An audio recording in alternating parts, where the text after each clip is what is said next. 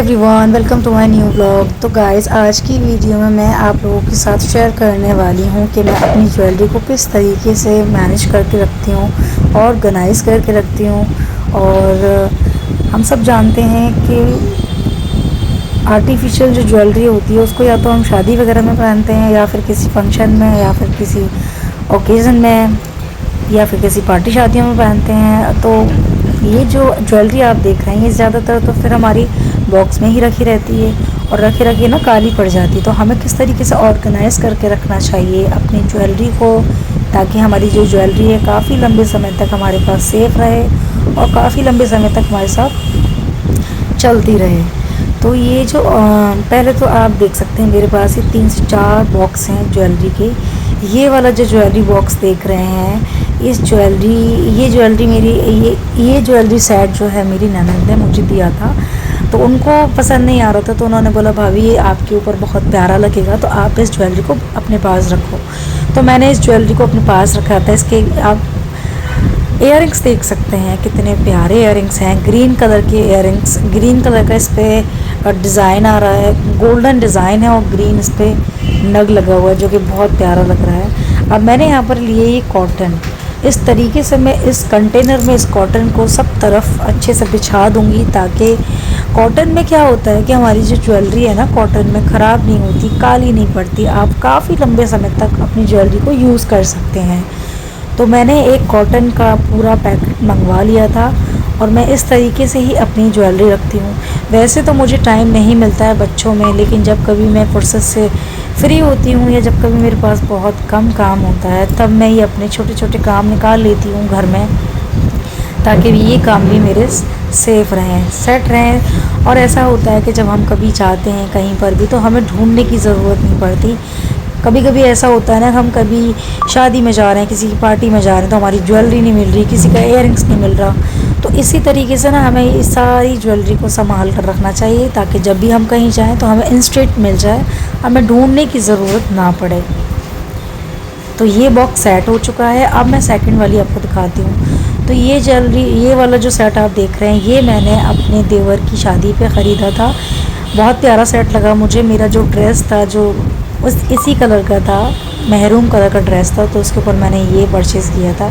और ये जो झुमकी आप देख रहे हैं, ये मैंने एक पंजाबी सूट के लिए ख़रीदी थी, लेकिन ये बहुत ज़्यादा हैवी लगती हैं, इसलिए मैं इनको बहुत कमी के हिसाब से पहनती हूँ। ये वाले जो इयररिंग्स देख रहे हैं, ये मेरे मायके से मिले थे, मतलब मेरी बहन ने मुझे गिफ्ट में दिए थे, और ये इस सेट के साथ के इयररिंग्स हैं।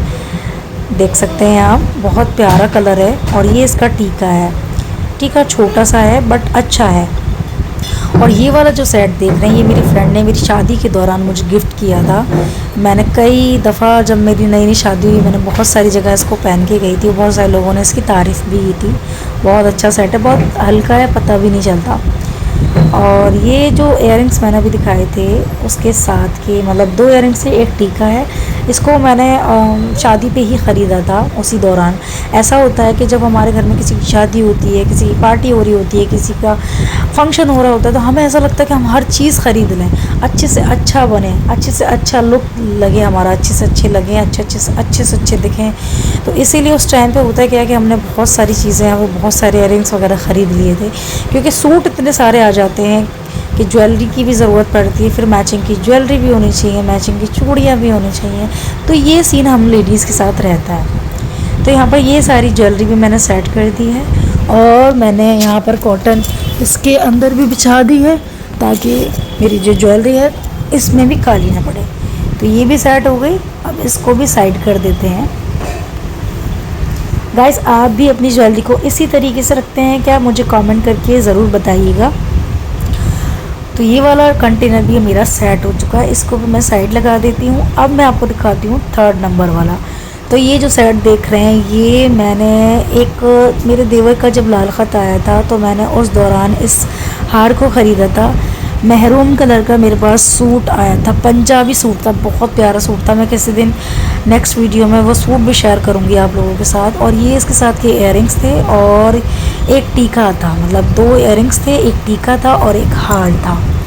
इस तरीके की ज्वेलरी मुझे बहुत ज़्यादा पसंद आती है। मैं बहुत पसंद करती हूँ ऐसी ज्वेलरी को जो ढीली हो और पहनने में कंफर्ट हो, टाइट ना हो। इस तरीके की ज्वेलरी ना हमें बहुत कंफर्ट फील करवाती है। तो ये वाला जो है कंटेनर ये भी सेट हो गया। इसके चारों तरफ मैंने कॉटन लगा दी है। अगर आपके पास कॉटन नहीं है तो आप फिर टिश्यू पेपर का भी इस्तेमाल कर सकते हैं, या पॉलीथिन जो आती हैं पॉलीथिन उसमें भी पैक करके रख सकते हैं। उसमें भी आपकी ज्वेलरी जो है काली नहीं पड़ेगी। चलिए, तो ये भी सेट हो गया। अच्छा, फाइनली आता है मेरा शादी वाला ज्वेलरी का सेट। ये मेरी शादी पे चढ़ाया था मेरी सासू माँ ने। मेरे लहंगे के साथ की ज्वेलरी है। वलीमे का जो लहंगा था उसके साथ की ये ज्वेलरी है। तो उसमें एक तो नेक वाला गले से चिपका वाला जो हार आता है वो था, एक बड़ा वाला हार था, 2 हाथ फूल थे इसमें, 2 इयररिंग्स थे, एक मत्था पट्टी थी, माथा पट्टी थी, और ये सारी चीज़ें इसमें थी। तो मेरे पास कॉटन अभी फ़िलहाल, मैंने आपको दूसरा तरीका बता रही हूँ। ये वाला कॉटन तो खैर है मेरे पास, बट ये तरीका भी मैं बता रही हूँ कि अगर आपके पास कॉटन नहीं है तो आप इस तरीके से टिश्यू को भी अपने कंटेनर में बिछा सकते हैं और ज्वेलरी को जो है सही से इस्तेमाल कर सकते हैं। और मैंने आपको बताया कि तीसरी टिप ये है कि अगर आपके पास टिश्यू पेपर भी नहीं है तो आप पॉलीथीन जो आती हैं, जो ज्वेलरी वगैरह जिसमें रखी जाती हैं, तो उसका भी इस्तेमाल कर सकते हैं। उससे भी ज्वेलरी जो है कभी काली नहीं पड़ेगी।